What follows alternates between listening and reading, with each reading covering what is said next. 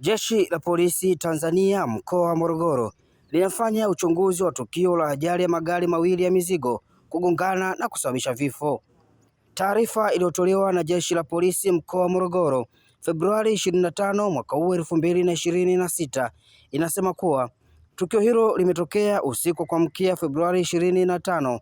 katika eneo la Maseyu, kata ya Gwata, wilaya ya Morogoro, barabara kuu ya Morogoro Dar es Salaam, ambapo magari mawili, moja likiwa na shehena ya mbao na lingine likiwa na mafuta, yakiwa katika uelekeo tofauti katika barabara hiyo, yaligongana na kusababisha vifo vya madereva wote wawili pamoja na mtu mwingine nadhaniwa kuwa ni utingo. Taarifa hiyo inaendelea kusema kuwa ambapo gari lenye shehena ya mbao likitokea mkoani Morogoro kwenda Dar es Salaam likiendeshwa na dereva ambaye hajafahamika, liliacha njia na kuifuata gari ambalo lilikuwa na shehena mafuta ambalo lilikuwa likitokea Dar es Salaam kuelekea Morogoro na kusababisha kugongana kisha kuwaka moto na kuteketea. Jeshi la Zimamoto na Uokoaji kushirikiana na Jeshi la Polisi wamejitahidi kudhibiti moto huo na kufanya upekuzi kwenye magari yote mawili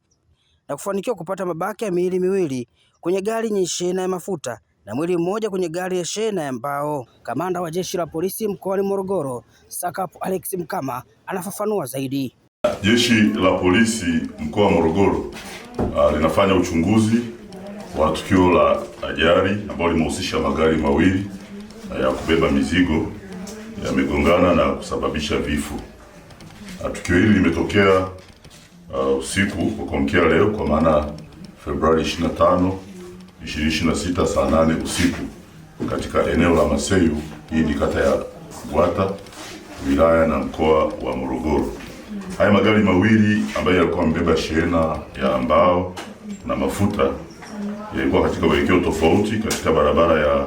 inatoka Morogoro kwenda Dar es Salaam au Dar es Salaam kuja Morogoro. Yaligongana na kusababisha vifo vya madereva wote wawili wa hayo magari, lakini na mtu mwingine anayedhaniwa kuwa ni utingo wa gari hili la kubebea mafuta. Awali gari la shehena ya mbao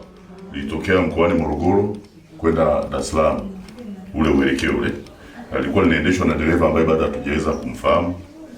na hata namba ya gari yenyewe bado hatujaweza kufahamu kwa sababu limeungua na kuteketea. Lenyewe liliacha njia na kulifuata gari ambalo lilikuwa na shehena ya mafuta ambalo lilikuwa linatokea Dar es Salaam kuelekea Morogoro na kusababisha kugongana na kuwaka moto na kuteketea. Jeshi la Zimamoto na Uokoaji kwa kushirikiana na Jeshi la Polisi wamejitahidi kudhibiti moto huo na kufanya upekuzi kwenye magari yote mawili na kufanikiwa kupata mabaki ya miili hiyo mitatu sasa, kwa maana miili ya madereva wa pande zote na mwili wa mtu mmoja ambaye tunadhani ni utingo kwenye gari la shehena la mafuta, na mwili mwingine kama nilivyosema ukuta kwenye gari la shehena ya mbao. Kwa uchunguzi wa awali umebaini kuwa chanzo cha tukio hili ni uzembe wa dereva wa gari lile lenye shehena ya mbao.